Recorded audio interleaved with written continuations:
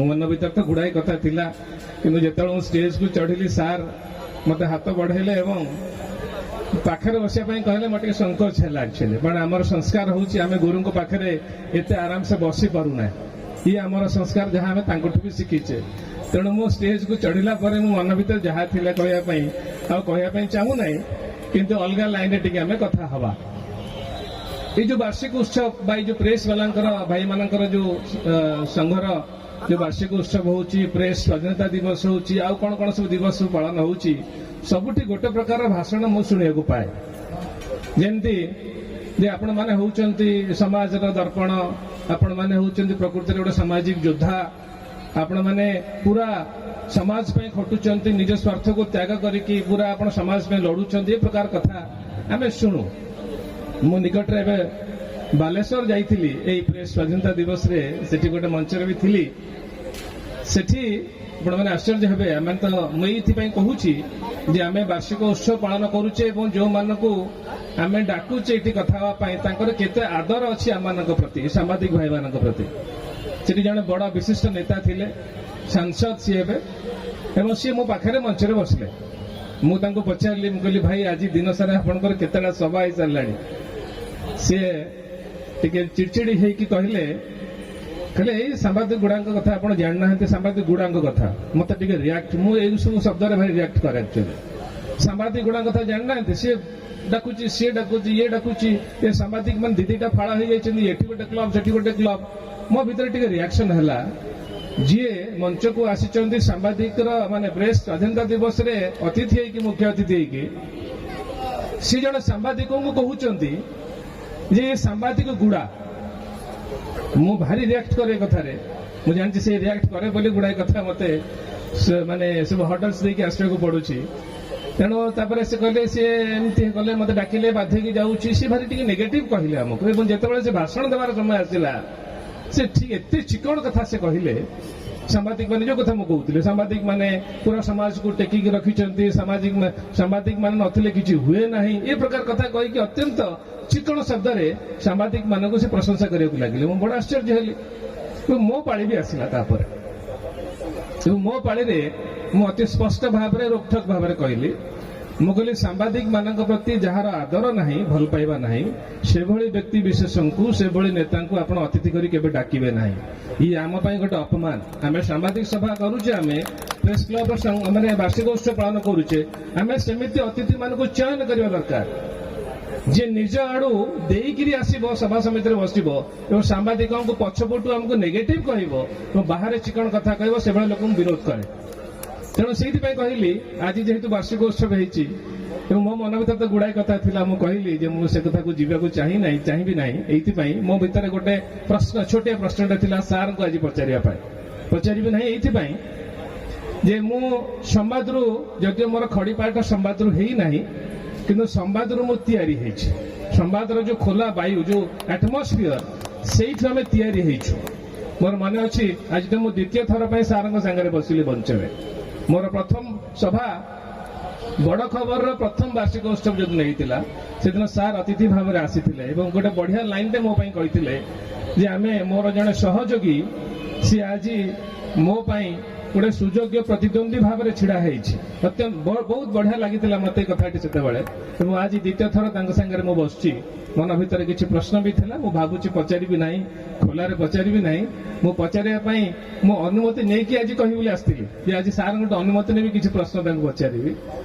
हल्का पचारि दे पारे शेष आड़ को तेणु सार भाषण मु जेनराली जिते से जो भाषण दिखते मुझे शुणे भल लगे अत्यंत बढ़िया भाव में जो जगार जहाँ कह कथा से बढ़िया ढंग से कहती मुझे बेले बेले शिखेबी जे गोटे गोटे जगह को गले आम केमती कहीपर बस आप वाणिज्य मेला को जी कौन कहे सामाजिक सभा को जी कौन कहे साहित्य सभा को जी कौन कहे अत्यंत सुंदर भाव से कहती कैलाश बाबू तो कहीकि गले कथा जड़े संघर सभापति हिसाब से माने सांबादिक भाई मानक कौन कौन करा दरकार एवं आम मान विषय भी कहले से अंततः कही भल होता अन्य मैंने कि समस्ते डरीगले कहले ना से समय अलग था से केवल आम कहूलु से सार संस्था भी कहू ना जो मु कहूली जो बड़ खबर कहूला ସେତେବେଳେ ସାର୍ଙ୍କ ସଂସ୍ଥା ବି କହୁନଥିଲା, ସେତେବେଳେ ତାର ବହୁତ ଦିନ ପରେ କହିଲା।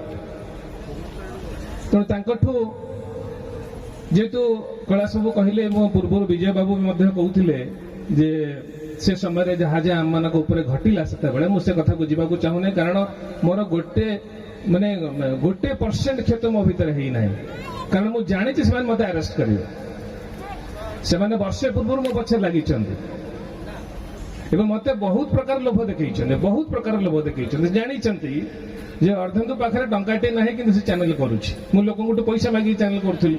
ସାର୍ ମଧ୍ୟ ସେଦିନ ମୋର ବାର୍ଷିକ ଉତ୍ସବରେ କହିଲେ, ଅର୍ଦ୍ଧେନ୍ଦୁ ଲୋକଙ୍କଠୁ ମାଗିକି ଚାନ୍ଦା ମାଗିକିରି ଚ୍ୟାନେଲ କରିବା ଇଏ ବହୁତ ବଡ଼ କଠିନ କାମ ଏବଂ ମୁଁ ତମକୁ ଆଶୀର୍ବାଦ କରୁଛି ତୁମେ ଆଗକୁ ସଫଳ ହୁଅ।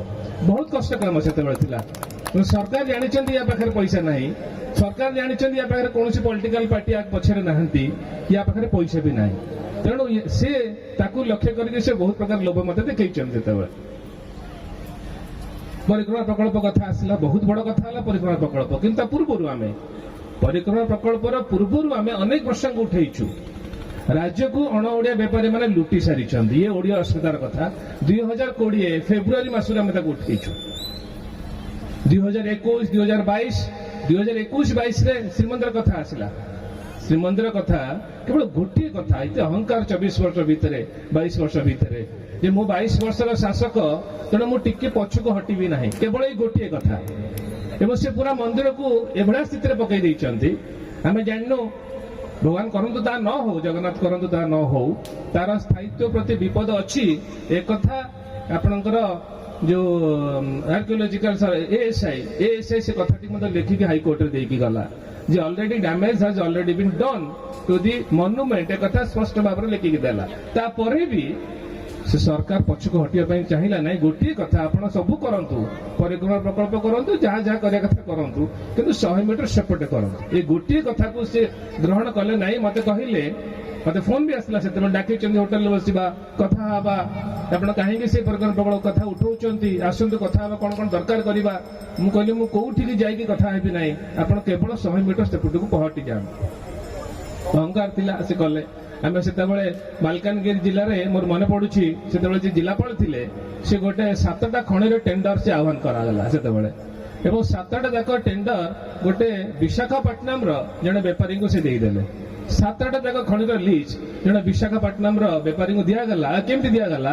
ଟେଣ୍ଡର ବକ୍ସରେ କାଗଜ ପଡିଲା, ପେପର ପଡିଲା ଏବଂ ଟେଣ୍ଡର ବାକ୍ସଟାକୁ ଜିଲ୍ଲାପାଳ ତାଙ୍କ ଘରକୁ ନେଇକି ପଳେଇଲେ, ଯୋଉଟା ଟ୍ରେଜେରୀରେ ରହିବା କଥା। ମୁଁ ତାକୁ ପ୍ରବଳ ବିରୋଧ କଲି, ତାପରେ ଟେଣ୍ଡର କ୍ୟାନସଲ ହେଲା ଏବଂ ଆଉଥରେ ରିଟେଣ୍ଡର କରାଗଲା। ତେଣୁ ଅନେକ ଏଇ ଯୋଉ, ମୁଁ ତ ଆନନ୍ଦପୁରରେ ଅଛି, କେଉଁଝର କଥା ମଧ୍ୟ ସେତେବେଳେ ଟ୍ରକ୍ କଥା ଉଠେଇଥିଲି।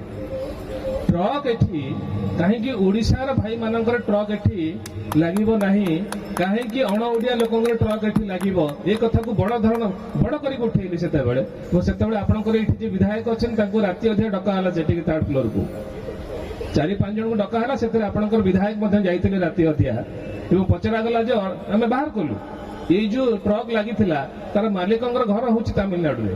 ସେ କଥା ବାହାର କରିକି ମୁଁ ଦେଖେଇଲି ଏବଂ ସେମାନେ ଭାବିଲେ ଯେ କାଳେ ଆପଣଙ୍କର ବିଧାୟକ ଆମକୁ ଦେଇଛନ୍ତି। ଆମେ ବାହାର କରିବା ପାଇଁ ବହୁତ ରାସ୍ତା ଅଛି। ତେଣୁ ଅଣ ଓଡ଼ିଆ ଟ୍ରକ୍ ମାନଙ୍କ କଥା ଆମେ ଉଠେଇଲୁ, ଏଠି ମାଲକାନଗିରି କଥା ଆମେ ଉଠେଇଲୁ, କୋଟିଆ ପ୍ରସଙ୍ଗ ଉଠେଇଲୁ। କୋଟିଆ ପ୍ରସଙ୍ଗରେ ମୁଁ ବାରମ୍ବାର ମୁଖ୍ୟମନ୍ତ୍ରୀଙ୍କୁ ଆହ୍ୱାନ କଲି ସେତେବେଳେ ଯେ ଆପଣ ଥରେ ଯାଇକି ସେ ଜାଗା ବୁଲିକି ପଳେଇ ଆସନ୍ତୁ। ସେମାନେ କହୁଛନ୍ତି ଯେ ଓଡ଼ିଶା ଆମର ନୁହଁ, ଆମେ ଓଡ଼ିଶାର ନୁହେଁ, ଆମେ ହଉଛି ଆନ୍ଧ୍ରପ୍ରଦେଶର। ଏବଂ ଜଣେ ଓଡ଼ିଆ ଭାବରେ ଆମେ ଦେଖିଛୁ ବା ଶୁଣିଛୁ ଯେତେବେଳେ ଷଢ଼େଇକଳା ଖରସୁଆଁ ଆମ ହାତରୁ ପଳେଇଲା ଏବଂ ଆଉ ଗୋଟେ କୋଟିଆ ପଳେଇଯିବ ସେ ଆଶଙ୍କାରେ ମୁଁ ବାରମ୍ବାର ପ୍ରତ୍ୟେକ ଦିନ ଶୋ କରେ ରାତି 9ଟାରେ କୋଟିଆ ପ୍ରସଙ୍ଗରେ ଏବଂ ଆହ୍ୱାନ ଦିଏ ମୁଖ୍ୟମନ୍ତ୍ରୀ ସେତେବେଳେ ଯେ ଥିଲେ ନବୀନ ବାବୁଙ୍କୁ, ଆପଣ ଥରେ ଯାଇକି ବୁଲିକି ପଳେଇ ଆସନ୍ତୁ। ଏବଂ ଗୋଟେ ସେ ଷ୍ଟେଟମେଣ୍ଟ ଦେଲେ ଯେ ମୁଁ ନିଶ୍ଚିତ ଭାବରେ ଯିବି, ଏଇଠି ଭୁବନେଶ୍ୱର ଦେଲେ, କିନ୍ତୁ ସେଠିକି ଗଲେ ନାହିଁ। ଏବେ ମୁଁ ତ ଗୋଟେ ମିଟିଂରେ ସେତେବେଳେ ଜୟଦେବ ଭବନରେ କହୁଥିଲି, ତାଙ୍କର ସେତେବେଳେ ଜଣେ ମୋର ଗିରଫ ହେବା ପୂର୍ବରୁ ଜଣେ ବଡ଼ ନେତା କହିଲେ, ମୁଁ କହିଲି ଯେ କୋଟିଆ ଅଲରେଡି ଆମ ହାତରୁ ପଳେଇ ସାରିଲାଣି। ଆପଣମାନେ ଆଜି ମୁଁ କହିକି ଯାଉଛି ଆନନ୍ଦପୁରରେ, ଆପଣ ଦେଖିବେ 20-30 ବର୍ଷ ପରେ କୋଟିଆ ଆମର ନଥିବ, ତାଙ୍କର ହେଇକି ଥିବ। ଆପଣ ଲେଖିକି ରଖନ୍ତୁ। ଏ ପ୍ରକାର ସ୍ଥିତିରେ ସେ ସରକାର ଆମ ଅଞ୍ଚଳକୁ ପକେଇ ଦେଇକି ଯାଇଛନ୍ତି। ତେଣୁ ସବୁ କଥାକୁ ନେଇକି ଯେତେବେଳେ ଓଡ଼ିଆ ଅସ୍ମିତାର କଥା ଆସିଲା, ମତେ ଗିରଫ କରାଗଲା। ମୁଁ ତାଙ୍କ କଥା ଶୁଣିଲି ନାହିଁ।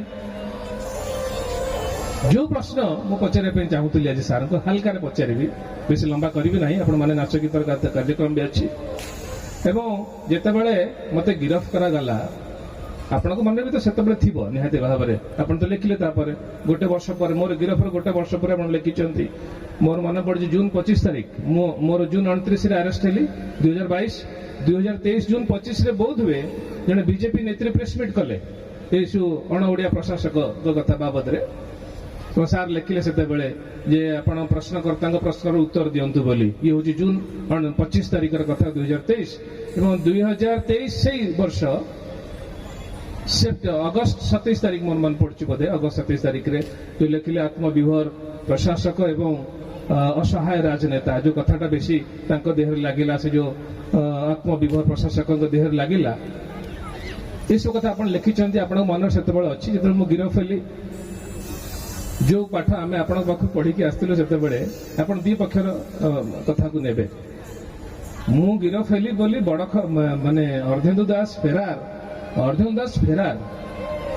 ଯଦି ଟିଭିରେ ବାଜିବ ମତେ ନିହାତି ଭାବରେ କଷ୍ଟ ଏଇଥିପାଇଁ ହେବ କାରଣ ମତେ ପଚରା ଯାଇନାହିଁ ସେତେବେଳେ ଆପଣ ଲେଖିପାରିବେ କି ବି ଲେଖିପାରେ ତେଣୁ ମୁଁ ଜାଣିନାହିଁ ସେତେବେଳେ ସାର୍ଙ୍କ କଣ୍ଟ୍ରୋଲରେ ସେ ଥିଲା କି ନାହିଁ ସେ ଯୋଉ ବାବୁ ଥିଲେ ସେତେବେଳେ ଏବଂ ସେ ପୁରା 3 ଦିନ ପର୍ଯ୍ୟନ୍ତ ଅର୍ଦ୍ଧେନ୍ଦୁ ଦାସ ଫେରାର କରି ଲେଖିଲେ କାହାଠୁ ପ୍ଲାଏ ନେଇଥିଲି ପ୍ଲାଏ ବାଲା ଆସିକି କେସ୍ କରିଦେଲା କାହାର ଘର ଭଡା ସେ ମୋର ତାପରେ ବହୁତ ଅଧିକ ଅଛି ଘର ମାଲିକ ଆସିକି କେସ୍ କଲା ଆରେଷ୍ଟ ହେବ ଗୋଟେ ସମ୍ପାଦକ ଗୋଟେ ଜର୍ଣ୍ଣାଲିଷ୍ଟ ଆରେଷ୍ଟ ହେବ କାହାର ପ୍ଲାଏ ନେଇଯାଇଛି ମୁଁ କାହାର ଘର ଭଡା ରଖିଦେଇଛି ତେଣୁ ସେ କାହାଠୁ 10ଟା କମ୍ପ୍ୟୁଟର ନେଇଯାଇଛି ତେଣୁ ସେ ଯାହା ବି ହଉ ସେତେବେଳେ କରାଗଲା ଏବଂ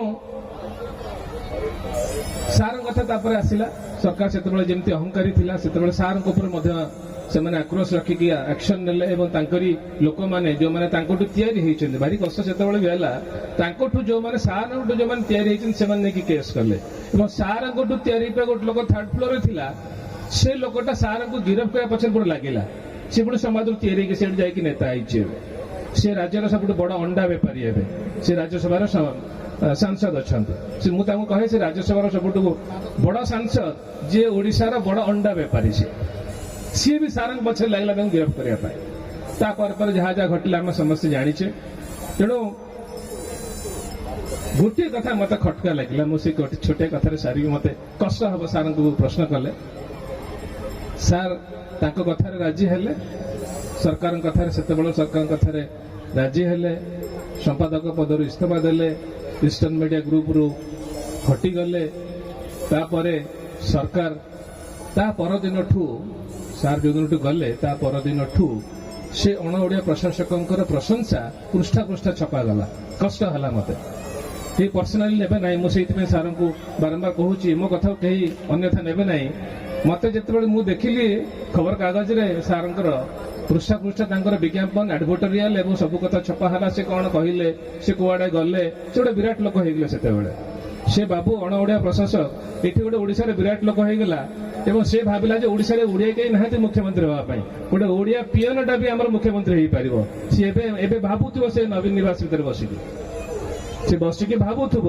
ଯେ ଏଠି ଗୋଟେ ସାମାନ୍ୟ ପିଅନଟେ ବି ମୁଖ୍ୟମନ୍ତ୍ରୀ ହେଇପାରିବ ସେ ଔକାତ ଓଡ଼ିଆଙ୍କ ଭିତରେ ଅଛି ଏବଂ ତାର ପୃଷ୍ଠା ପୃଷ୍ଠା ବିଜ୍ଞାପନ ଦେଖିକି ମତେ ଟିକେ ଖରାପ ଲାଗିଥିଲା ତାପରେ ସରକାର ଚେଞ୍ଜ ହେଲା ପୁଣି ସାର୍ ଆସିଲେ ଅଧ୍ୟକ୍ଷ ହେଲେ ଏବଂ ତାପରେ ସରକାରଙ୍କ ବାବଦରେ ଏବଂ ଯାହା ଯାହା ପୁଣି ନର୍ମାଲ କଥାକୁ ପଳେଇ ଆସିଲା ମତେ ଲାଗିଲା ଯେ କୋଉଠି ନା କୋଉଠି ଆମେ ଗୋଟେ ସାଲିସ କରିଦେଲେ ତେଣୁ ମୋ ମତରେ ମୋ ନଜରରେ ଜଣେ ସାମ୍ବାଦିକ କେବେ ସାଲିସ କରିପାରିବ ନାହିଁ ଆଉ ଯିଏ ସାଲିସ କରେ ସେ ସାମ୍ବାଦିକ ଆଦୌ ନୁହଁ ଏଇ କଥାଟି କେବଳ ମୁଁ କହିବା ପାଇଁ ଚାହିଁଲି ମୁଁ ବେଶୀ ଆଉ କହିବି ନାହିଁ କ୍ଷମା କରିବେ ମତେ ସାର୍ଙ୍କଠୁ ମୁଁ କ୍ଷମା ଚାହୁଁଛି ଏବଂ ଆପଣମାନେ ତାକୁ ଅଲଗା ଅର୍ଥରେ ନେବେ ନାହିଁ ସାମ୍ବାଦିକ ଜାତି କେବେ ସାଲିସ କରିପାରିବ ନାହିଁ ଏବଂ ମୁଁ ସାଲିସ କରି ନାହିଁ କଷ୍ଟ ପାଉଛି ଏବଂ ଏ କଷ୍ଟରେ ମୋର ଆନନ୍ଦ ବି ଅଛି ମୁଁ କଷ୍ଟ ଅଛି ମୋର ଘର ବିକ୍ରି କଲି ଏବେ ମୁଁ ଯୋଉ ଋଣ କରିଥିଲି ସେଥିପାଇଁ ବିକ୍ରି କଲି ଗୋଟେ ଘର ଏବେ ଋଣ ସୁଝିବା ପାଇଁ ଏବଂ ମୋର ସେ କଷ୍ଟ ଭିତରେ ବି ମୋ ଭିତରେ ଆନନ୍ଦ ଅଛି କାରଣ ମୁଁ ଜଣେ ସାମ୍ବାଦିକ ଆଉ ସାଲିସ କରିପାରେ ନାହିଁ ବହୁତ ବହୁତ ଧନ୍ୟବାଦ ବେଶୀ ଆଉ କହିବି ନାହିଁ ବହୁତ କହିଦେଲେଣି ମୁଁ କ୍ଷମା ଚାହିଁଛି ସାର୍ଙ୍କ ଠାରୁ ଭାବୁଛି ସାର୍ କିଛି କହିବେ ତା ଉପରେ ବହୁତ ଧନ୍ୟବାଦ ପ୍ରେସ କ୍ଲବର ଭାଇମାନଙ୍କୁ ଆନନ୍ଦପୁରର ଏଇଭଳି ଏକ କାର୍ଯ୍ୟକ୍ରମରେ ଗୋଟିଏ ଓଜନିଆ ଭାଷଣ ଆପଣମାନଙ୍କ ଉପରେ ଲଦି ଦେବାଟା ବୁଦ୍ଧିମାନର କାମ ହେବ ନାହିଁ ମୁଁ ଆଦୌ ବିଶେଷ ଲମ୍ବା ବକ୍ତବ୍ୟ ଦେବା ପାଇଁ ଚିନ୍ତା କରିନଥିଲି କିନ୍ତୁ ଅର୍ଦ୍ଧେନ୍ଦୁ ବାବୁ ସବୁ ବିଗାଡ଼ି ଦେଲେ अर्धेन्दु बाबू जो प्रश्नटी पचारिले मु से प्रश्न को सर्वांतकरण में स्वागत करूँ। तार गोटे कारण है प्रश्न न पचारे कौन सी कथा आगो को जाई हम। आज मनीष जेतिकी ऊपर को जाइए विज्ञान कहतु आमर अर्थनैतिक व्यवस्था कथा कहतु आम समाज कथा कहतु प्रश्न पचारे ही विज्ञान प्रगति है आगो को समस्ते जाइए।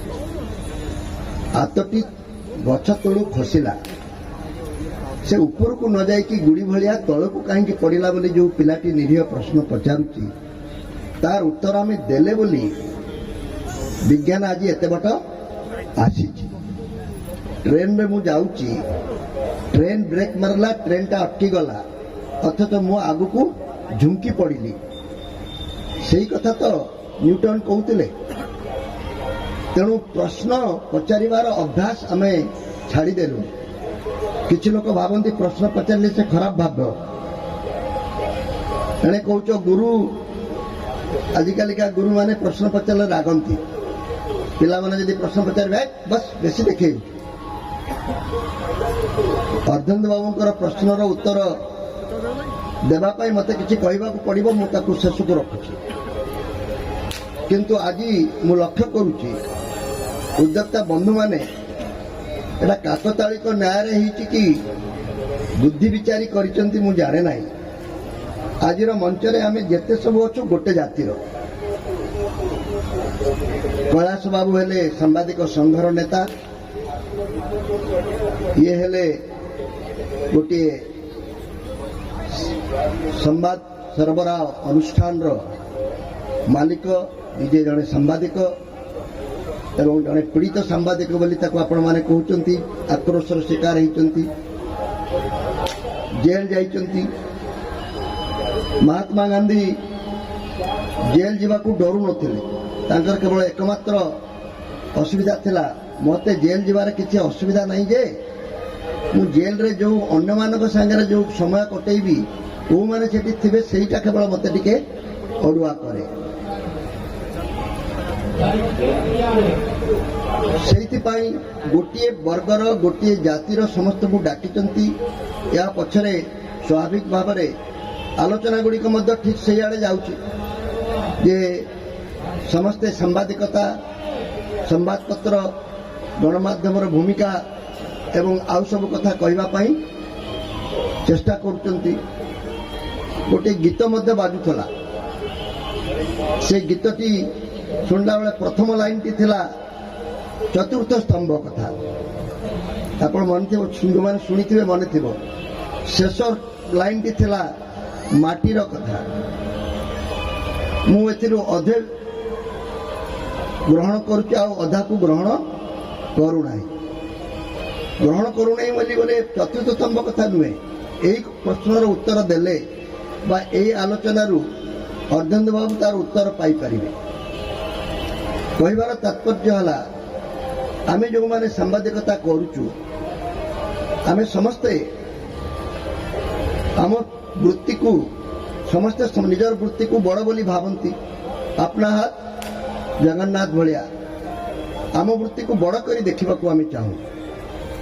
से आम किसी लोक भावी जो मैंने चतुस्तंभ कथा कहते आम यही मान सहित समाजकंद जज मान सहित एमएलए एमपी मान सहित एवं प्रशासक मान सहित एग्जीक्यूटिव जुडिशियरी आउ लेजिस्लेचर जो तीनोटी अंग अच्छे आम संविधान रे आम गोटे चतुर्थ अंग ता भीतर धसई पशिया चाहूँ।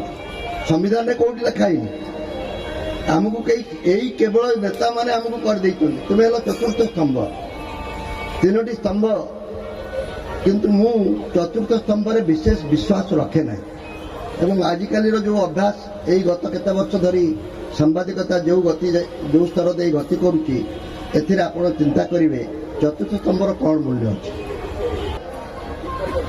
चतुर्थ स्तंभ कथा तो मना कली किंतु शेष जो माटी कथाटी कहली यदि प्रकृत में आम माटी मनस्क हो पारिबा ताले अनेक गुड़िए समस्यार समाधान हो पार।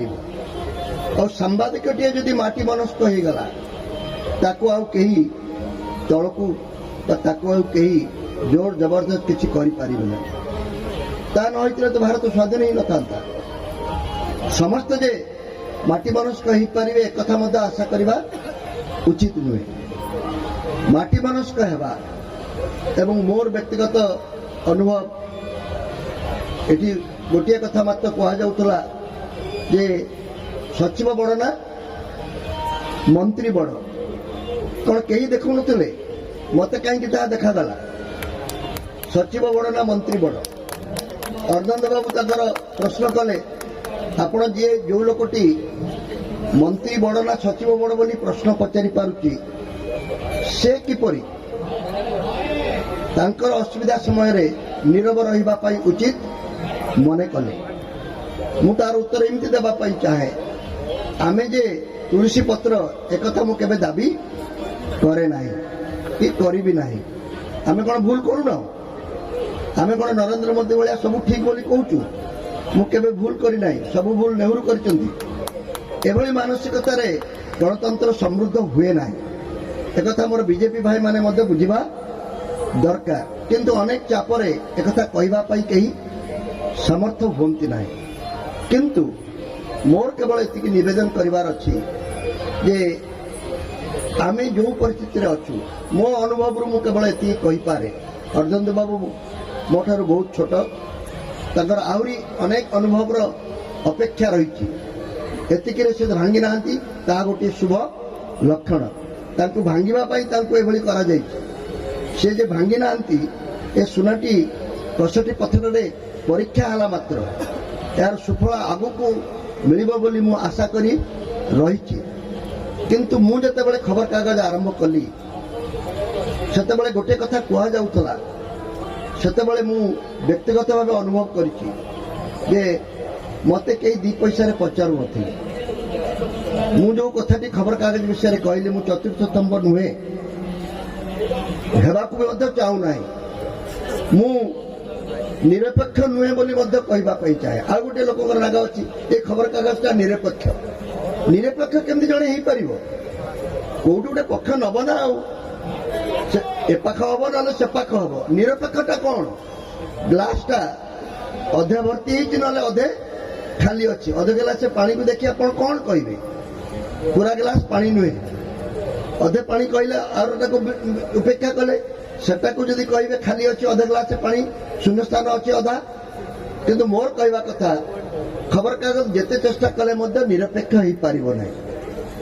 ମାଟି କଥା ଯେତେବେଳେ ଆସିବ, ଓଡ଼ିଶା ମାଟି କଥା, ଆମେ କ'ଣ ଭାରତ ମାଟି କଥା ଚିନ୍ତା କରିବା? ଯିଏ ଯେତେ ବଡ଼ କଥା କହିଲେ ମଧ୍ୟ। ଗୋପବନ୍ଧୁ ଓ ମଧୁସୂଦନଙ୍କ ବିଷୟରେ ଅନେକ ସମୟରେ ଏହି ପ୍ରକାର ବିବାଦ କରି ତୁଳନା କରାଯାଏ। ଗୋପବନ୍ଧୁ ଯେତେବେଳେ କଂଗ୍ରେସକୁ ନେଇକି ଆଣିଲେ, ସେ ମଧୁବାବୁଙ୍କ ଠାରୁ ଦୂରେଇ ଗଲେ।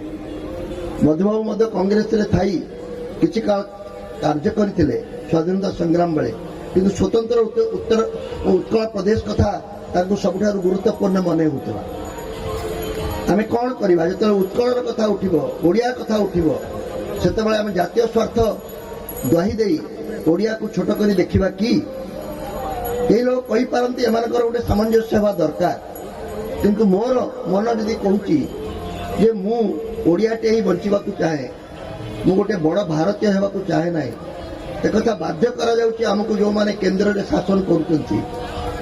ନବୀନ ବାବୁ ତ 24 ବର୍ଷ କଟେଇ ଦେଲେ କେନ୍ଦ୍ରର ଅବହେଳା କଥା କହିବା ପାଇଁ। ଆଉ ଯେତେବେଳେ ଡର ହେଲା ତାଙ୍କୁ, ସେ ସାଙ୍ଗେ ସାଙ୍ଗେ କୁଣ୍ଡେଇଲେ ବିଜେପି। ମେଣ୍ଟ କରିବା ପର୍ଯ୍ୟନ୍ତ ମଧ୍ୟ ବାଧ୍ୟ ହେଲେ। ଗତ ନିର୍ବାଚନରେ ମଧ୍ୟ ମେଣ୍ଟ ହେବା ପାଇଁ ଯୋଜନା ଚାଲିଥିଲା। ଏବେ ମଧ୍ୟ ଗୋଟେ ଅଘୋଷିତ ମେଣ୍ଟ ଅଛି, ଏକଥା କେହି ଦେଖିପାରୁନାହାନ୍ତି। ଆମ ସାମ୍ବାଦିକମାନେ ଟିକେ ଏକ୍ସରେ ମେସିନ୍ ଲଗେଇ ଦେଖିବାକୁ ଚେଷ୍ଟା କରିବା ଦରକାର। ମୁଁ ଆଉ ଅଧିକ ଏ ବିଷୟରେ ଆଲୋଚନା କରିବାକୁ ଚାହୁଁନାହିଁ। କିନ୍ତୁ ନିରପେକ୍ଷତା କରିବାକୁ ଯାଇ, ଚତୁର୍ଥ ସ୍ତମ୍ଭ ହେବାକୁ ଯାଇ, ଆଜି ଆମ ବିଷୟରେ ଯାହା ସବୁ ଆଲୋଚନା ହେଉଛି ମିଡିଆ ସମ୍ପର୍କରେ, ଗୋଦି ମିଡିଆ ବୋଲି ଆମକୁ କହୁଛନ୍ତି, ଆମେ ସବୁ ବିକ୍ରି ହେଇଗଲୁ। ଆମେ ସବୁ ବିକ୍ରି ହେଇଛୁ। ମୁଁ ମଧ୍ୟ ବିକ୍ରି ହେଇଛି। ଆଜିକାଲି ବିକ୍ରି କରିବାର ବିଭିନ୍ନ ବାଟ ଅଛି। କେହି ପଇସା ଦେଇକି କିଣେ ନାହିଁ କି ବିକ୍ରି ହୁଅନ୍ତି ନାହିଁ। ଯେଉଁମାନେ ସିଧାସଳଖ ପଇସା ପତ୍ର ନେଇକି ବିକ୍ରି ହୁଅନ୍ତି, ସେମାନେ ହୁଏତ ଧରା ପଡ଼ିଯାଆନ୍ତି। বা অনেক সময় লুচাইকি করতে কিন্তু আমি খোলাখোলি বিক্রি হচ্ছু কালি দরমা তারিখ 10 লক্ষ টঙ্কা নহলে এতে লোকଙ୍କୁ দরমা দেই হব নাই কিন্তু পয়সা নাই গোটে বিজ্ঞাপন মিলিলা সে কହୁଛି এ বিজ্ঞাপন যদি তা হিসাবে ছপা যাব 10 লক্ষ টঙ্কা মিলিব তাহলে আমি কোন করিবা সে কেবল কিছু কହୁଛି গোটে জ্যাকেট উপহার দেବାକୁ চাହୁଛି জ্যাকেট মানে কোন বুঝি পাচ্ছেন কোট তো খবর কাগজের মধ্যে কোট ଅଛି যদি পুরা পৃষ্ঠাটা আপনার বিজ্ঞাপন বাহারিব তাকে ସେମାନେ জ্যাকেট বলি কହୁଛନ୍ତି ସମ୍ବାଦର 1 নম্বର ପୃଷ୍ଠା ଗୋଟିଏ ବିଜ୍ଞାପନ ପଛ ପୃଷ୍ଠାଟା ମଧ୍ୟ ଗୋଟିଏ ବିଜ୍ଞାପନ ଗୋଟେ ଜ୍ୟାକେଟ ପିନ୍ଧିଲା ସେ ଜ୍ୟାକେଟ ପିନ୍ଧିବାକୁ କାହାର ଇଚ୍ଛା ନ ହେବ ଯେହେତୁ 10 ଲକ୍ଷ ଟଙ୍କା ଦେବାର ଅଛି ଏ ଜ୍ୟାକେଟର ମୂଲ୍ୟ ହେଲା 10 ଲକ୍ଷ ଟଙ୍କା ତେଣୁ ଏଇ ଯୋଉ କଥାଟି ବିଜ୍ଞାପନ ଉପରେ ଆମେ ଏତେ ପରିମାଣରେ ନିର୍ଭରଶୀଳ ଯେତିକି ପଇସାରେ ଆପଣ କାଗଜକୁ କିଣୁଛନ୍ତି ସେତିକି ପଇସାରେ କାଗଜ ତିଆରି ହେଉନାହିଁ ତାଠୁ ଯଥେଷ୍ଟ ଅଧିକ ପଇସା ଲାଗୁଛି ଯେତିକି ଧଳା କାଗଜ ବ୍ୟବହାର ହେଉଛି ଯେତିକି କାଳି ବ୍ୟବହାର ହେଉଛି ସେତିକିରେ ବି ଆପଣମାନେ ଯୋଉ ପଇସା ଦେଉଛନ୍ତି ସେଟା ଯଥେଷ୍ଟ ହେଉନାହିଁ କିନ୍ତୁ ଗୋଟିଏ ଟଙ୍କା ଯଦି ଖବର କାଗଜର ଦାମ ବଢି ଯାଉଛି ଲୋକମାନେ ନାକ ଟେକୁଛନ୍ତି କଣ ଟଙ୍କାଟେ ବଢିଦେଲା କଥା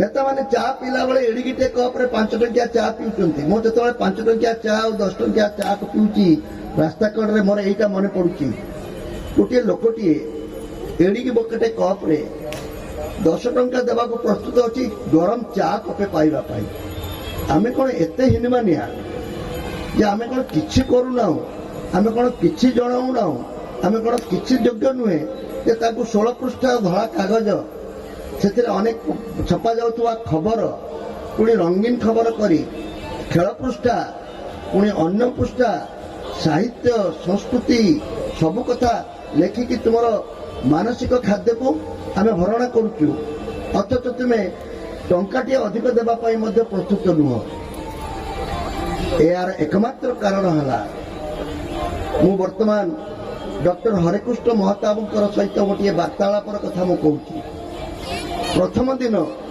ଡକ୍ଟର ହରେକୃଷ୍ଣ ମହତାବ ଆମ ଖବରକାଗଜକୁ ଇଙ୍ଗିତ କରି କହିଥିଲେ ଆମେ ଯେତେବେଳେ କାଗଜ କରୁଥିଲୁ ଆମେ ସବୁ ସ୍ୱାଧୀନତା ସଂଗ୍ରାମୀ ହିସାବରେ ଖବରକାଗଜ ବାହାର କରୁଥିଲୁ ସମାଜସେବା ହିସାବରେ ଖବରକାଗଜ ବାହାର କରୁଥିଲୁ ମହାତ୍ମା ଗାନ୍ଧୀଙ୍କ ଆଦର୍ଶରେ ଅନୁପ୍ରାଣିତ ଏହି ଖବରକାଗଜ ବାହାର କରୁଥିଲୁ ଦରମା କେତେ କେମିତି ବଞ୍ଚିବୁ ଆମ ସାମ୍ବାଦିକମାନଙ୍କର ସେତେବେଳେ ଏ ପ୍ରକାର ଭାବନା ନଥିଲା ସୌମ୍ୟ ବାବୁ ଏବେ ବିଲାତରୁ ଆସିଛନ୍ତି ତାକୁ ବେପାର ହିସାବରେ କରୁଛନ୍ତି ତେଣୁ ଏହାକୁ ଲାଭ କ୍ଷତି ଉପାୟରେ ଦେଖିବାକୁ ଚାହୁଁଛନ୍ତି ସାମ୍ବାଦିକମାନଙ୍କୁ ଗୋଟେ ଦରମା ଦେଉଛନ୍ତି ଓ ସାମ୍ବାଦିକଙ୍କୁ ଦରମା କ'ଣ ସେମାନେ ବରଂ କୁଆଡ଼ୁ କିଛି ଆଣିକି ଆମକୁ ସହଯୋଗ କରିବେ ନା ତାଙ୍କୁ ଆମେ ମାସିକିଆ ଦରମା ଦେଇପାରିବା ଏଇଭଳିଆ ମାନସିକତା ଥିଲା ସେତେବେଳେ ଯୁବକ ହିସାବରେ ମୁଁ ମହତାବ ବାବୁଙ୍କୁ ବହୁତ କଠୋର ସମାଲୋଚନା କରୁଥିଲି ଏ ବୁଢ଼ା ମୋତେ ସହିପାରୁନାହିଁ ତେଣୁ ଏଇଭଳି ଆମ ବିରୁଦ୍ଧରେ କହୁଛି କିନ୍ତୁ ଆଜି ମୁଁ ଲକ୍ଷ୍ୟ କରୁଛି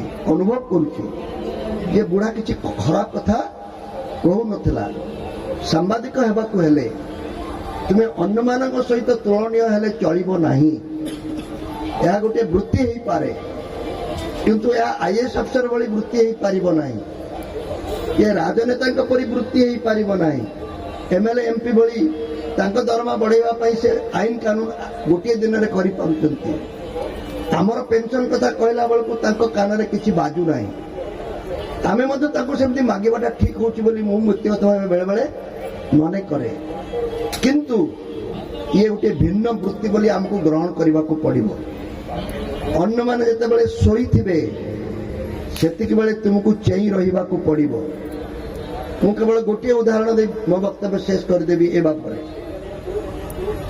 ମୋ ସ୍ତ୍ରୀ ସଦାବେଳେ ମୋତେ ସାମ୍ବାଦିକ ହିସାବରେ ଯେତିକି ଗର୍ବ ଅନୁଭବ କରେ ସେତିକି ଅଭିଯୋଗ ବି କରେ ମୋ ସ୍ତ୍ରୀ କହିଲା ମାନେ ମୁଁ ଗୋଟେ ସାମ୍ବାଦିକର ସ୍ତ୍ରୀ କଥା କହୁଛି ମୋତେ ତ କେବେ ତୁମେ ସିନେମା ଦେଖିବାକୁ ଦେଇନ ହଠାତ୍ ବହୁ ପରେ ଏଭଳି ଅଭିଯୋଗ କଲା ପରେ ସାମ୍ବାଦିକ ଭାଇଟି କହିଲା ମୁଁ କାଲି ଛୁଟି ନେଉଛି ତତେ ସିନେମା ଦେଖେଇ ନେବି मॉल रे दम बिरियानी खोई खिलेबी आमे बुली बुली आसीबा मजा करी आसीबा स्त्री भारी खुशी हला किंतु हठात 4:45 रे गोटे खबर आसिला जे जटणी पाखरे गोटे ट्रेन दुर्घटना होईची सेथिरे प्राय 200 रु अधिक लोक मृत्युवरण करचंती बोली आशंका प्रकाश पाउची आउ केते कोन क्षतिग्रस्त होईची तार कल्पना नाही सिनेमा पाई टाइम ही जाउची 6टा बेले सिनेमा आरंभ हबो सांबादिक कौन करिवो केते वर्ष पर स्त्री को सिनेमा देखाइबा पई मु प्रतिश्रुति देइथिली टिकेट मध्य सिनेमा मालिक को कहि के किणिके आनिची कि उपहार पाइची से भिन्न कथा सेना बड़ कथा नुहे सिनेमा देखाइबा पई मु जीवा बोली बसथिली वर्तमान कौन करिवो मु सही स्त्री को नमस्कार करने को चाहे आमर आज सिनेमा न देखला नहीं तुम्हें जाओ से जटनी रे एक्सीडेंटा बुझिकी आस तुम रिपोर्टा जमीती सबुठु भल रिपोर्ट हब तुम्हें देइथिबा तथ्य जेबडी निर्भुल हब ताकू कई अकाट्य प्रमाण सहित तुम्हें ता रिपोर्ट लिखिब समस्त जते बेले कहिबे नाई अर्जुन बाबू जो रिपोर्ट देइचंती सेइटा ही सत कथा मो विचार रे सांबादिक माने सेई भली स्त्री मान को पाइले से माने निजको भाग्यवान मन करबा कथा किंतु जो स्त्री टी तुमको सबुदिन जंजाल देउची मंत्रीटा सबुदिन तुमको फोन करी कहूची केमती कौन होची कौन नहीं तुम्हें मंत्री रो फोन पाइला बेले भारी उत्साहित हो जाउछ आ मो सलार बदलीटा करै पारुन तुम्हें की सांबादिक कहिछ जो सांबादिकटी मंत्री सहित तार भल संपर्क अच्छी बोली स्त्री रो ए अनुरोध को रक्षा करिवार सामर्थ्य पाइछि बोली स्त्री आगे निजर पौरुष देखौची मो विचार रे से सांबादिक केबे सफल होई पारि तो सांबादिक वृत्ति एते सहज वृत्ति बापा नुहे समस्त द्वारा मत हेई परिबो नाही आजकल तो जहाँ को देखिबो से प्रेस मारी बोलुची एबे जो नुआ डिजिटल माध्यम रे हमर ओडे विस्फोरण होईची मु से विषय रे अधिक आलोचना करबा को चाहू नाही किंतु आमे समस्त को स्वीकार करबा को पड़िबो जे आमे जहाँ को सबुठारु बेसी गुरुत्व देबा कथा ताको कम गुरुत्व दउची कहा को बेसी गुरुत्व देबा कथा मो ग्राहक को प्रतिदिन जी 7 टंका दे मते किणुची 7 टंका दे किणुची बोली ए विज्ञापन दाता मो पाखरे पछरे गोडौचंती किछि पाठक अछंती बोली मते जने व्यवहार करूची ताका पाखरे तार वार्ता को पहुंचेबा पई जोटा को मु विज्ञापन बोली कहूची तेणु आमे पाठक ठारू दूरेई जाई ओलटा आमे मध्य करूछु पाठक नहले विज्ञापन मिलिबो नै पाठक को मध्य लांच दउछु तू मो कागजटी ने तते मैं चौकीटी देबी प्लास्टिक चौकीटी तू मो कागज ने तते मैं गोटे फ्रीडम ऑयल बोतल टी देबी आमे सब एक कौशल अवलंबन करिछु कोन पई अधिकरु अधिक लोक मो खबर किणिबे दाम को न बढ़ई लांच देई ग्राहक संग्रह करी से ग्राहक मान पिठी रे बंधुक रखी विज्ञापन दाता को गुली करिवार जो कौशल ए कौशल आउ चलिबो नाही ए अनुभव मु निजे मो जीवन रे 40 वर्ष भितर करिछि 40 वर्ष भितर मोर सबठारु बड़ अनुभव अर्जुन बाबू जानी रखिबा दरकार जे मु जते बेले खबर कागज आरंभ कली सेते बेले मते केही सौम्यरंजन पटनायक बोली कहू नथिले संवादर प्रतिष्ठाता बा संपादक बोली कहू नथिले जो सभा को जीव जानकी बाबू को जोई आछि सते जेमिति आमे पाठ पढिलु आमे किछि लिखि पारिबु नै आमे किछि कहि पारिबु नै जानकी बाबू को पैसा जानकी बाबू को क्षमता जानकी बाबू को सब किछि रे ए कागजटी तैयारी हेछि एटा केही पढ नै सत को सत केही पढु नै आमे 30,000 रु आरंभ कलु 5 वर्ष भितर 16,000 रे पहुंचलु मु बिजू पट्टनायक को नमस्कार करने को चाहूँगी से क्षमता को आसिले आमे बंचिबा को आरंभ कलु बिजू पट्टनायक को प्रतिदिन प्रश्न पचारि मु हटहटा करूथली तथापि से ताकू केबे अन्यथा नेउ नथिले मु ताको ए कथाटी शिखिछि कहिबार तात्पर्य हला जो खबर कागज आरंभ कला बेले मते जने शुभेच्छु कहले काहे के एथिरे पसिलो आम घरे कई राजी नथिले ମୁଁ ଖବରକାଗଜ ବେପାରରେ ପଶେ ବୋଲି ବିଶ୍ୱବିଦ୍ୟାଳୟର ସୁରକ୍ଷିତ ଚାକିରି ଛାଡ଼ିଛି। କାରଣ ତାଙ୍କୁ ସବୁ ପାଠ ପଢ଼ଉଥିଲେ ଏ ଖବରକାଗଜ ବେପାର ଏତେ ଚାଲୁନାହିଁ। ରାଧାନାଥ ବାବୁ ମହତା ବାବୁ ଏତେ ବର୍ଷ ପରେ ମଧ୍ୟ ସରକାରୀ ସହାନୁଭୂତି ନ ମିଳିଲେ ସହଯୋଗ ନ ମିଳିଲେ କାଗଜ ବଞ୍ଚିବ ନାହିଁ। ତୁମେ କ'ଣ ଏତେ ପାଠୁଆ ଏତେ ବୁଦ୍ଧିଆ ଯେ ତୁମେ ତାଙ୍କଠୁ ବେଶୀ କାମ କରିଦେଇ ପାରିବ? ଏଥିରେ ପଶ ନାହିଁ। ବେପାର କରିବାର ଅଛି ଯଦି ଅନ୍ୟ ବେପାର କର। ଖବରକାଗଜ ବେପାର ଗୋଟେ ପ୍ରକୃତ ବେପାର ନୁହେଁ। ସେ ଭୁଲଟି ଆମେ କରିଛୁ।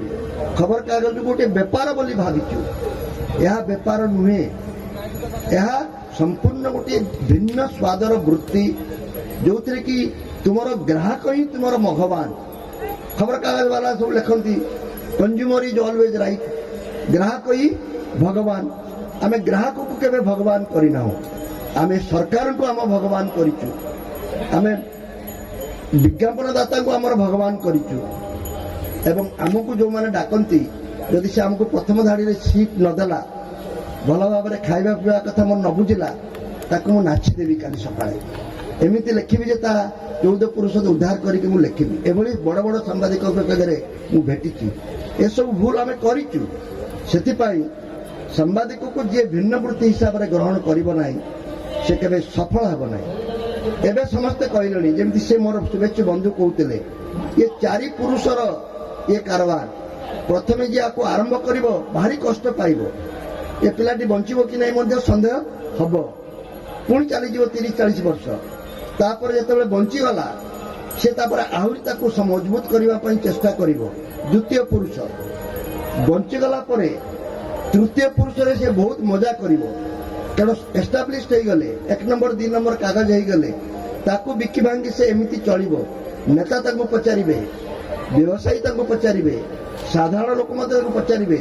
ସଭା ସମିତିରେ ଦିନକୁ 4ଟା ନିମନ୍ତ୍ରଣ ପତ୍ର ମୁଁ ପାଉଛି। କାହିଁକି? କ'ଣ ପାଇଁ ପାଉଛି? ମୋ ହାତରେ ଅଛି କ'ଣ? ଖବରକାଗଜଟିଏ କରିଥିଲି ବୋଲି, କିଛି ଲୋକଙ୍କ ପାଖରେ 1 ନମ୍ବର କାଗଜ ହେଇପାରିଥିଲି ବୋଲି ବିଶ୍ୱାସ ହେଲା। ସେଥିପାଇଁ ସେମାନେ ସଭା ହେଲେ ମୋତେ ଖୋଜୁଛନ୍ତି। ମୋର କ'ଣ ଅଛି? ଆଉ କ'ଣ କେହି ଲୋକ ନାହାନ୍ତି? କ'ଣ କହିବାର ତାତ୍ପର୍ଯ୍ୟ ହେଲା। ଏବଂ ଚତୁର୍ଥ ପୁରୁଷ ଶବ କାଗଜର ଶବ ବାହକ ହୋଇ ଶ୍ମଶାନକୁ ଯିବ। ମୁଁ ଯାହା 200 ବର୍ଷରେ ଘଟିଥାନ୍ତା ବିଜ୍ଞାନ କାରିଗରୀ କୌଶଳ ଫଳରେ, ତାହା ବର୍ତ୍ତମାନ 40 ବର୍ଷରେ ମୁଁ ଦେଖିଲି। ଆରମ୍ଭ କରିଥିଲି ମୁଁ ମୁଖ୍ୟମନ୍ତ୍ରୀଙ୍କ ଜୋଇଁ ହିସାବରେ, ସେଥିପାଇଁ ନିନ୍ଦିତ ହେଇଛି, କଷ୍ଟ ପାଇଛି। ଖବରକାଗଜ ବଞ୍ଚାଇବା ପାଇଁ ବହୁତ କଷ୍ଟ ହେଇଛି। ବଞ୍ଚିଗଲା, ବିଜୁବାବୁ ବଞ୍ଚେଇ ଦେଲେ। ସେ ଏଭଳି କାମ କଲେ, ଆମେ ତାକୁ ଲେଖିଲୁ ବୋଲି ଆମ କାଗଜ ବଢ଼ିଲା, ନିର୍ଭୀକ ଭାବରେ ଲେଖିଲୁ ବୋଲି। ତାପରେ ଯେତେବେଳେ ବହୁତ ବଢ଼ିଲା, ଅନ୍ୟମାନେ ସମସ୍ତେ ଆକୁ ଗ୍ରହଣ କଲେ, ବିଜ୍ଞାପନ ବହୁତ ମିଳିଲା। ନେତାମାନେ ମଧ୍ୟ ପଚାରିଲେ, ସବୁ ପାର୍ଟି କହିଲେ ଆମ ପାର୍ଟିରେ ଆସିକି ମିଶ। ରାଜ୍ୟସଭା ମେମ୍ବର ବି କଲେ, ଟିକଟ ମଧ୍ୟ ବିନା ସର୍ତ୍ତରେ ଦେଲେ ଏବଂ ସତ କଥା କହିଲା ମାତ୍ରେ ପାର୍ଟିରୁ ବାହାର କରିଦେଲେ। ପାର୍ଟି ବଡ଼ ନା, ପାର୍ଟି ବଡ଼ ବୋଲି ଏଥିରେ ଅସୁବିଧା ରହିଲା କୋଉଠି? ଏସବୁ ଅନୁଭବ ଅଛି। ଆଉ ବର୍ତ୍ତମାନ ଆମେ ସବୁ ଚିନ୍ତାରେ ପଡ଼ିଛୁ। ଏ କାଗଜ ତ ଆଉ କେହି ପଢ଼ିବାକୁ ରାଜି ନୁହନ୍ତି। କୋଭିଡ ହେଇଗଲା ପରେ କମି କମି ଯାଉଛି। ବିଜ୍ଞାପନ ଆଗ ଭଳି ମିଳୁନାହିଁ। ଲୋକ କହୁଛନ୍ତି ସବୁ ଖବର ତ ମୋବାଇଲରେ ଅଛି, ତୁମ କାଗଜ ଆମେ କାହିଁକି କିଣିବୁ? ଏମିତି ଅନେକ ସମସ୍ୟା ଅଛି। ତେଣୁ ମୁଁ ଭାଗ୍ୟବାନ ଯେ ଯାହା ଅନ୍ୟକୁ 200 ବର୍ଷ ଲାଗିଥାନ୍ତା 4 ପୁରୁଷ, ଗୋଟିଏ ପୁରୁଷରେ ସବୁ କିଛି ମୁଁ ଅନୁଭବ କରିଛି। କିନ୍ତୁ ଏତିକି କଥା କହି ମୋର ବକ୍ତବ୍ୟ ଶେଷ କରିବି। ଏ ଅନୁଭବର ଫଳଟି ମୋତେ ମିଳିବା ଦରକାର, ଆମ ସମସ୍ତଙ୍କୁ ମିଳିବା ଦରକାର। ଏ ଅନୁଭବଟି ଖବରକାଗଜ ଯେ କେହି ପଢ଼ିବେ ନାହିଁ ଏକଥାରେ ମୁଁ ବିଶ୍ୱାସ କରେ ନାହିଁ।